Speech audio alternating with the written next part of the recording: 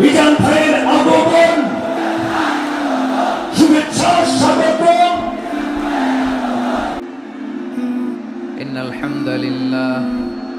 ইন্নাল হামদালিল্লাহ নাহমাদুহু ওয়া নাস্তাঈনুহু ওয়া নাস্তাগফিরুহু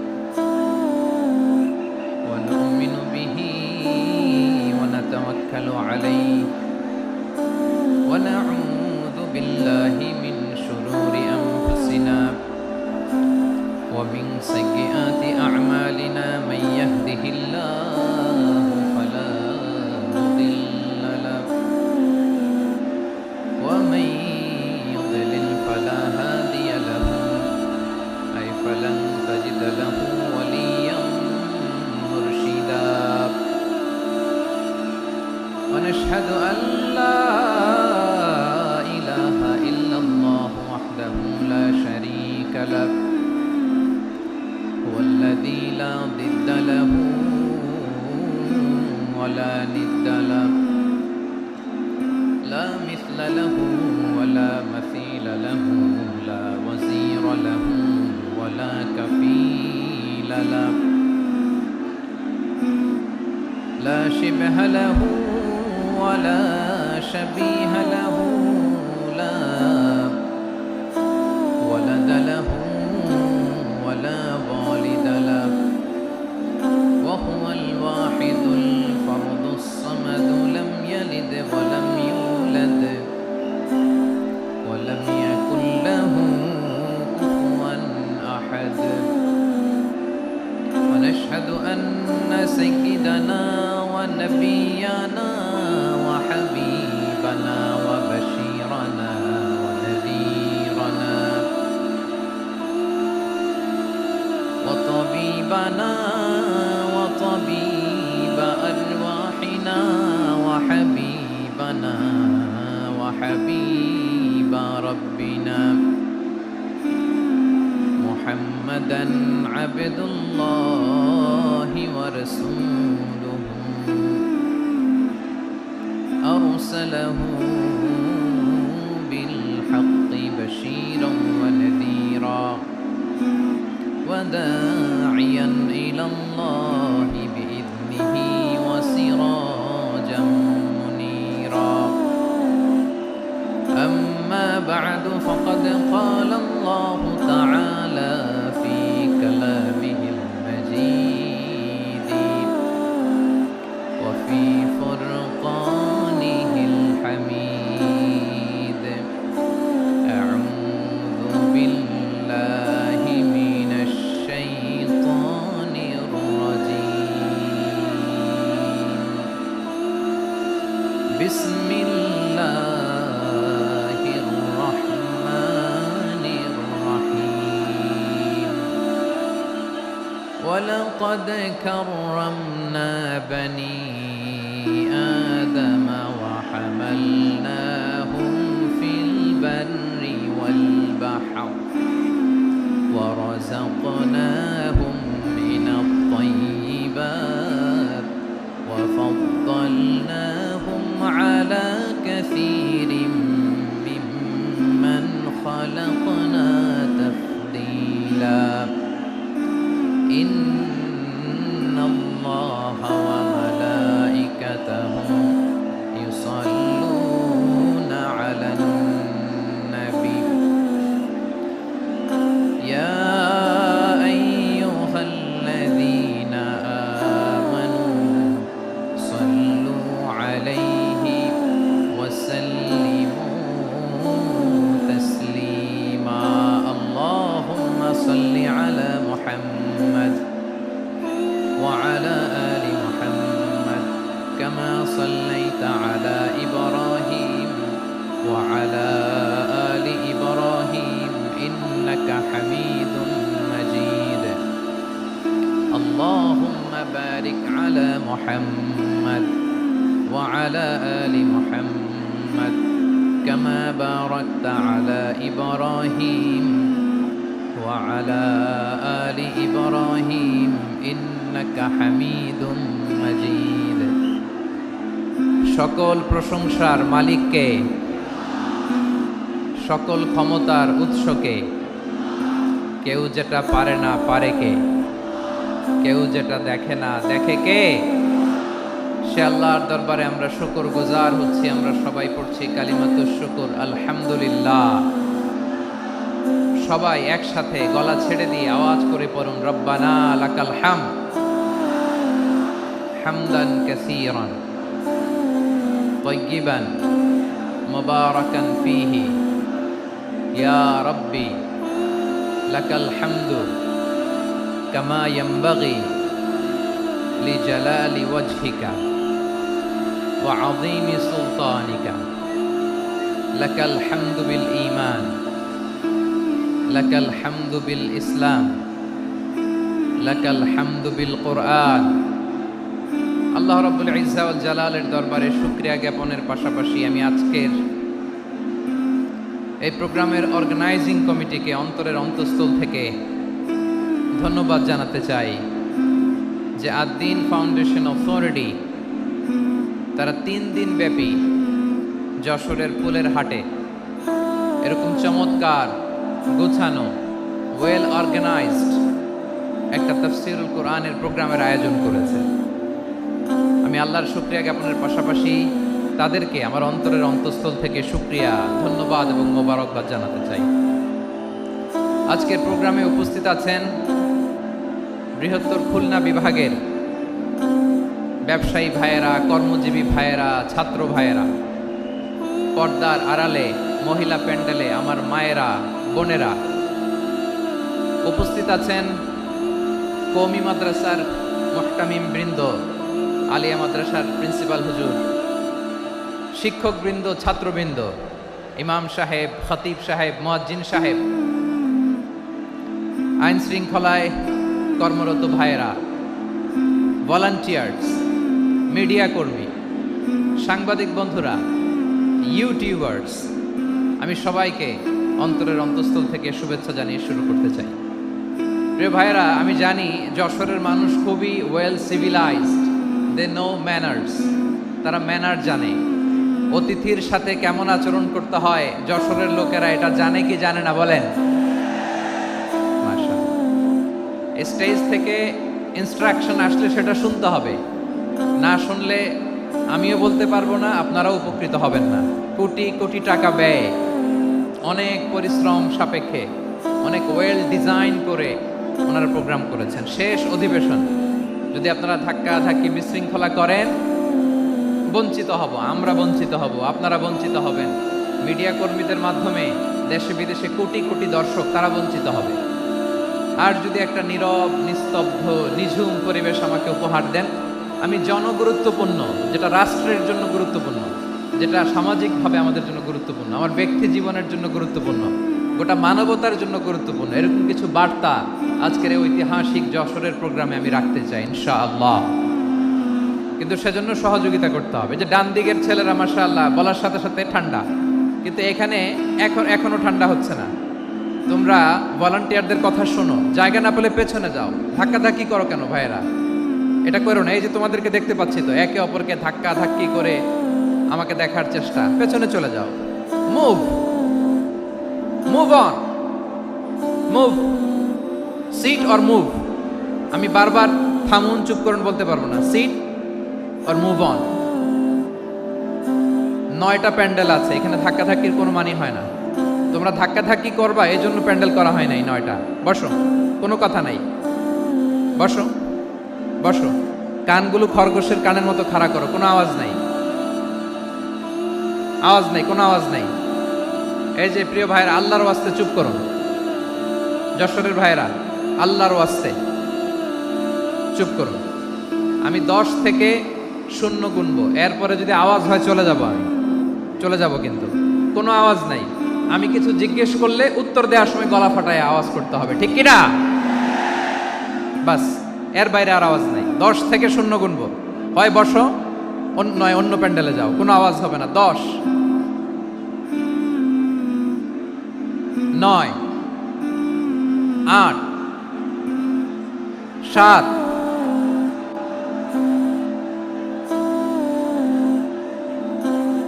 6 5 4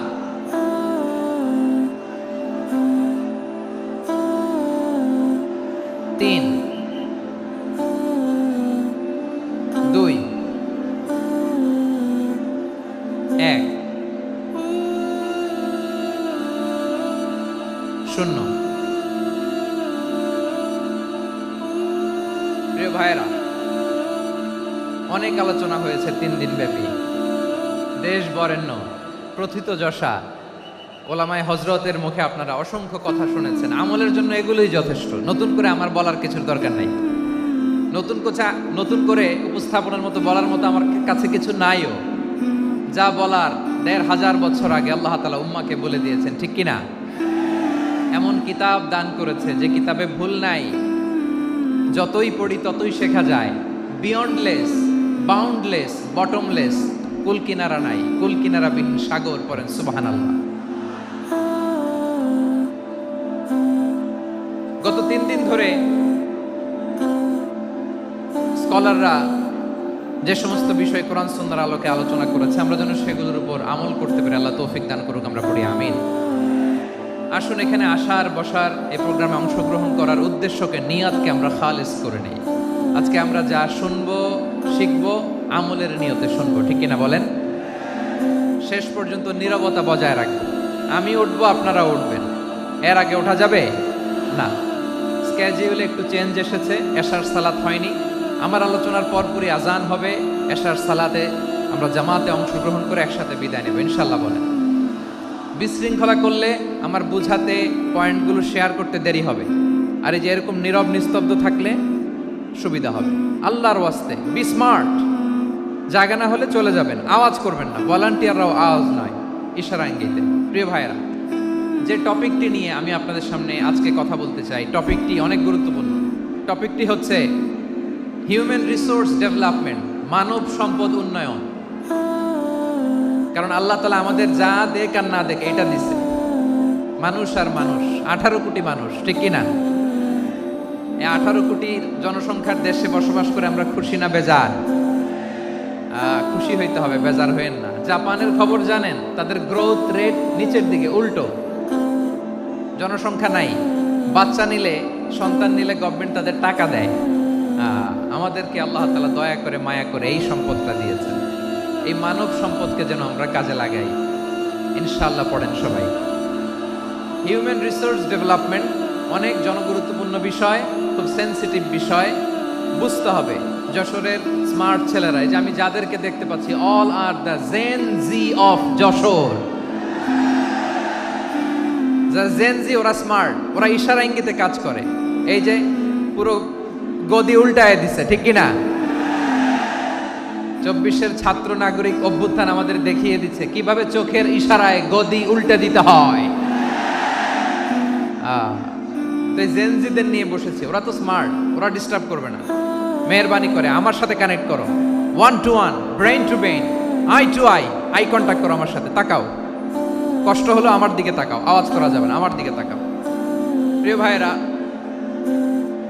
হিউম্যান রিসোর্স ডেভেলপমেন্টের ব্যাপারে কিছু কথা বলবো। এই যে আমাদের বিশাল জনসংখ্যা, এই জনসংখ্যাকে কি করে জনসম্পদে রূপান্তরিত করা যায় এ ব্যাপারে কথা বলবো। আমি সূরাতু বনী ইসরাইলের 70 নম্বর আয়াত তেলাওয়াত করেছি। এই আয়াতের আলোকে কিছু কথা আমি আপনাদের সামনে বলবো।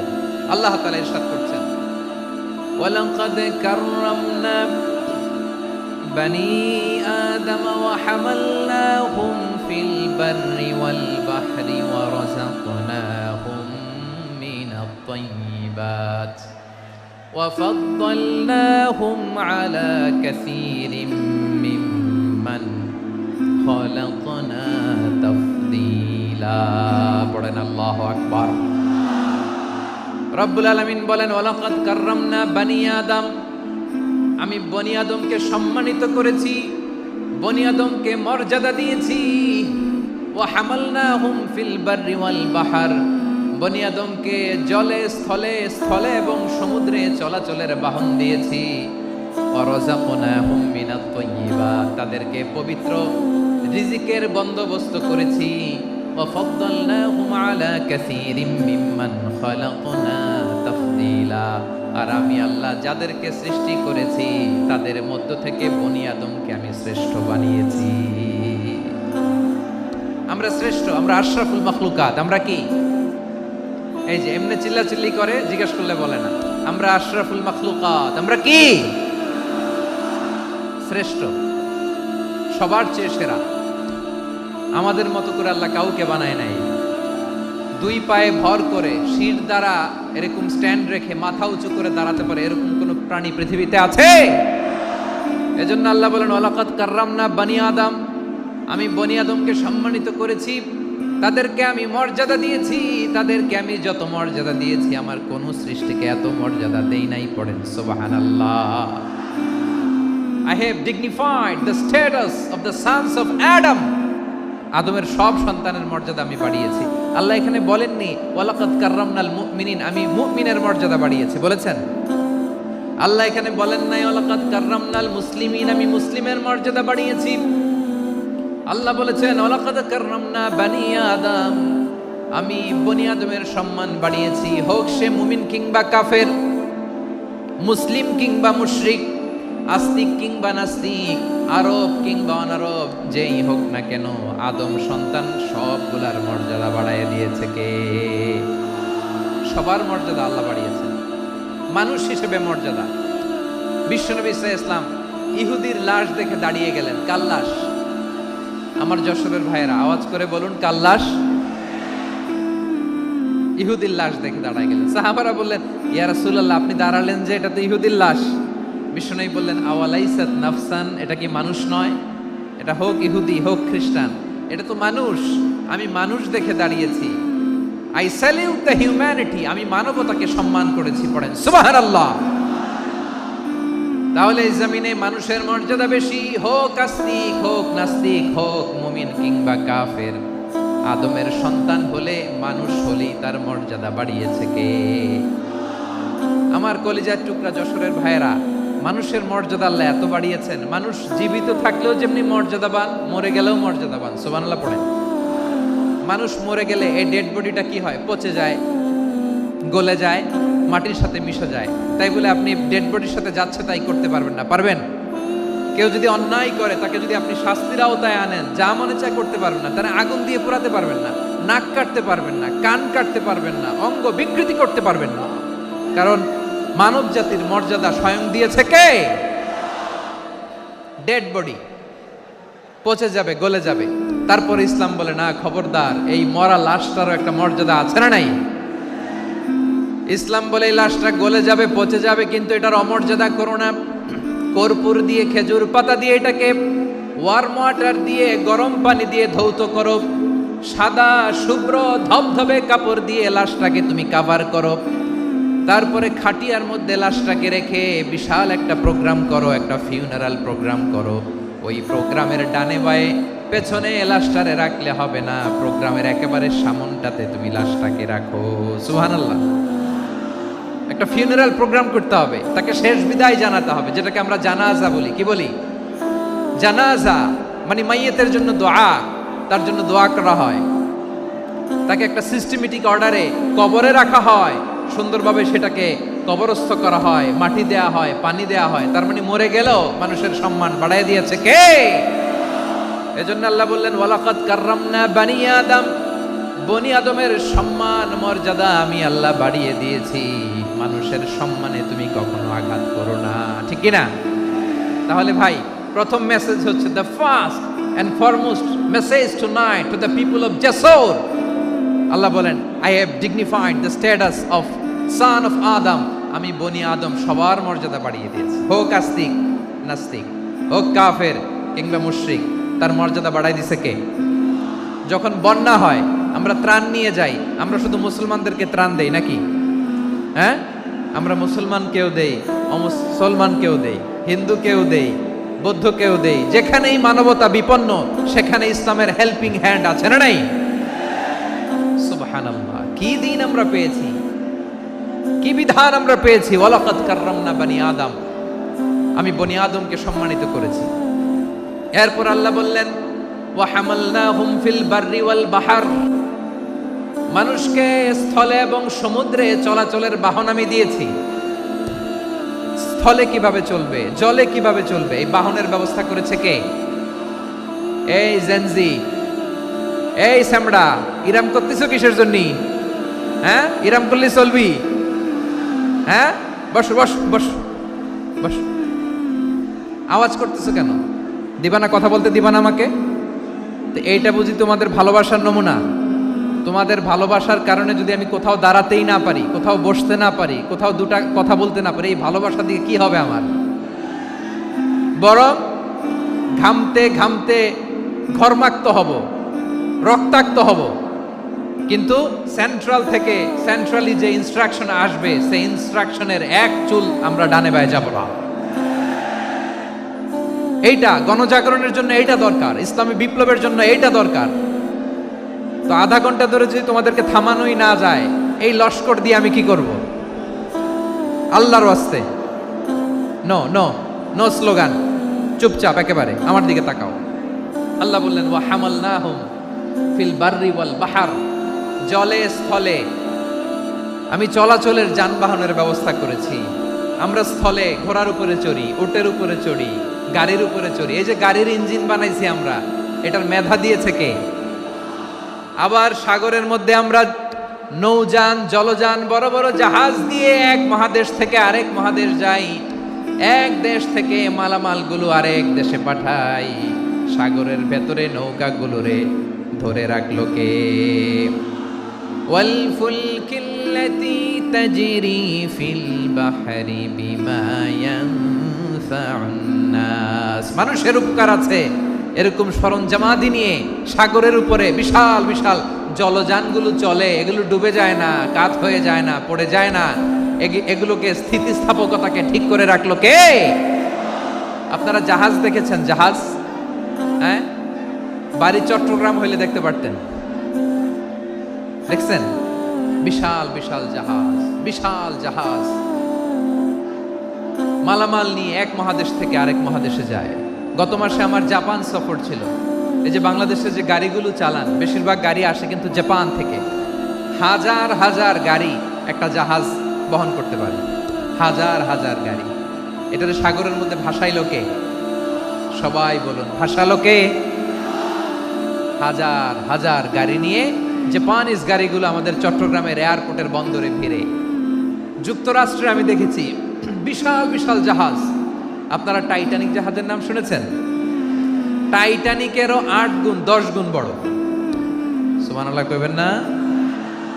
টাইটানিক জাহাজের 8 গুণ 10 গুণ বড় একটা জাহাজ আছে, আইকন অফ দ্য সি, আমি দেখে এসেছি। রয়্যাল ক্যারিবিয়ান দেখে এসেছি।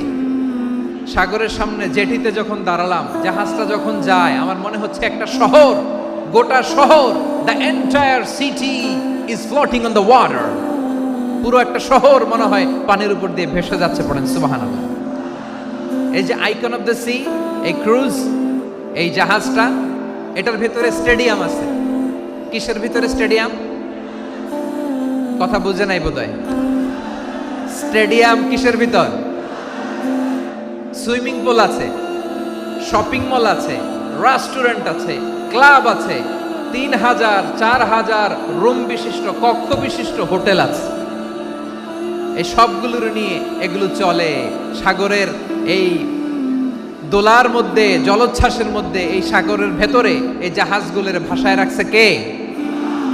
সূরাতুর রহমানে আল্লাহ তাআলা বললেন ওয়ালাহুল জাওয়ারিল মুনশাআতু ফিল বাহরি কাল আ'লাম ফাবিআইয়ি আলা, সবাই পড়েন, ফাবিআইয়ি আলাই রাব্বিকুমা তুকাযযিবান। পাহাড় সম বড় বড় জাহাজগুলো মাল বোঝাই করে সাগরের মধ্যে ভেসে বেড়ায়। এগুলো দিয়ে মালামাল বহন করা যায়, মানুষরা এক দেশ থেকে আরেক দেশে যায়। এই জাহাজগুলোর সাগরের ভেতরে ভাসায় রাখলো কে? এই আয়াতের ভেতরে আল্লাহ তাআলা সূরাত বানী ইসরাঈলের এই চমৎকার আয়াতের ভেতরে আল্লাহ তাআলা বেসিক্যালি মানব জাতির প্রতি তার 4টি স্পেশাল অনুগ্রহের কথা বলেছেন। কয়টি? 2টা বলে ফেলছি। এক নাম্বার ওয়ালাকাদ কাররামনা বানি আদম, আমি বনি আদমের সম্মান বাড়াইছি। নাকি মুসলমানদের, নাকি মুসল্লিদের? কার সম্মান বাড়িয়েছি? বনি আদমের। তাহলে human dignity, the first part of the verse talks about the human dignity. 2 number অংশে আল্লাহ তাআলা বললেন ওয়া হামালনাহুম ফিল বাররি ওয়াল বাহর, স্থলে এবং সমুদ্রে আমি তাদের জন্য চলাচলের বাহন দিয়েছি। সুবহানাল্লাহ। তার মানে smooth movement on land and sea, জলে এবং স্থলে যাতে আমরা স্মুথলি মুভ করতে পারি আল্লাহ তাআলা দিয়েছেন। 3 নম্বরে আল্লাহ তাআলা বললেন ওয়া রাযাকনাহুম মিনাত তাইয়্যিবাত, মানুষের জন্য আমি পবিত্র রিজিকের ব্যবস্থা করেছি। জলে এবং স্থলে যত প্রাণী আছে সবগুলা প্রাণীকে রিজিক দেয় কে? আমাদেরকে রিজিক দেয় কে? সাগরের মাছগুলোকে, বড় বড় তিমি মাছগুলোরে রিজিক দেয় কে? বাতাসের মধ্যে ভেসে বেড়ানো বড় বড় পাখিগুলো, স্ক্যান্ডিনেভিয়ান কান্ট্রি থেকে লক্ষ লক্ষ কোটি কোটি পাখিগুলো যে এক দেশ থেকে আরেক দেশে ট্রান্সফার হয়, এগুলোর রিজিক দেয় কে? রব্বুল আলামিন বলেন ওয়ামা মিন দাব্বাতিন ফিল আরদি ইল্লা আলাল্লাহি রিজকুহা ওয়া ইয়ালামু মুস্তাকাররাহা ওয়া মুস্তাওদাআহা কুল্লুম ফি কিতাবিম মুবিন। আল্লাহু আকবার। রব্বুল আলামিন বলেন ভূপৃষ্ঠে বিচরণশীল যত প্রাণী আছে সব প্রাণীগুলোকে আমি আল্লাহ আমার নিজের কুদরতে রিজিকের বন্দোবস্ত করি। এই প্রাণীগুলো কোথায় থাকে, কোথায় যায়, সব জায়গায় আমি রিজিক পৌঁছে দেই। রিজিক কেউ দিতে পারে না, রিজিকের মালিক কে? রিজিকের মালিক তিনি আল্লাহ। এজন্য আল্লাহ তাআলা বললেন ওয়া রাযাকনাহুম মিনাত তাইয়্যিবাত। এরপর আল্লাহ বললেন ওয়া ফাদ্দালনাহুম আলা কাসীরিম মিম্মান খালাকনা তাফদীলা। আমি যত প্রাণী সৃষ্টি করেছি সকল প্রাণীর মধ্যে মানুষের মর্যাদা শ্রেষ্ঠত্ব আমি দিয়েছি। সুবহানাল্লাহ পড়েন। তাহলে 1 নম্বরে আল্লাহ বললেন আমি বনি আদমের মর্যাদা বাড়ালাম। এরপরে বললেন স্থলে এবং সমুদ্রে চলাচলের জন্য যানবাহন দিলাম। 3 নম্বরে আল্লাহ বললেন পবিত্র রিজিকের ব্যবস্থা করে দিলাম। এরপরে আল্লাহ বললেন যত প্রাণী আছে, সৃষ্টি আছে, সবগুলার উপরে আমি মানুষকে শ্রেষ্ঠত্ব দিলাম। সুবহানাল্লাহ। তাহলে সবচেয়ে বেশি শ্রেষ্ঠত্ব মানুষের। কার? মানুষের। শুধু তাই নয় প্রিয় ভাইরা, আকাশ এবং জমিনে যা কিছু আছে সবকিছু মানুষের জন্য, মানুষের কল্যাণে, মানুষের প্রয়োজনে, মানুষের বশীভূত করে সৃষ্টি করেছেন কে? রব্বুল আলামিন বলেন হুয়াল্লাযী খালাকা লাকুম মা ফিল আরদি জামিআ। এই জমিনের মধ্যে যা কিছু আমি আল্লাহ সৃষ্টি করেছি সব কিছু আমি মানুষের জন্য সৃষ্টি করেছি। পড়েন সুবহানাল্লাহ। হুয়াল্লাযী খালাকা লাকুম মা ফিল আরদি জামিআ, যা আছে সব আমাদের জন্য, সব আমাদেরকে সার্ভিস দেওয়ার জন্য, আমাদের উপকারের জন্য, আমাদের কল্যাণের জন্য। আওয়াজ করে সবাই পড়ুন আল্লাহু আকবার। অন্য আয়াতে আল্লাহ বললেন ওয়াসাখখারা লাকুম মা ফিস সামাওয়াতি ওয়া মা ফিল আরদি জামিআন মিন ইন্না ফি যালিকা লাআয়াতিন লিকাউমি ইয়াতাফাক্কারুন।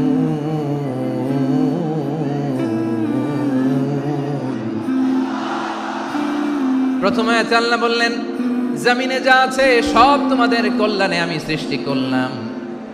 এরপরে আল্লাহ বললেন আকাশেও যা আছে সব তোমাদের জন্য সৃষ্টি করলাম, তোমাদের অনুগত বানায় দিলাম। পড়েন সুবহানাল্লাহ।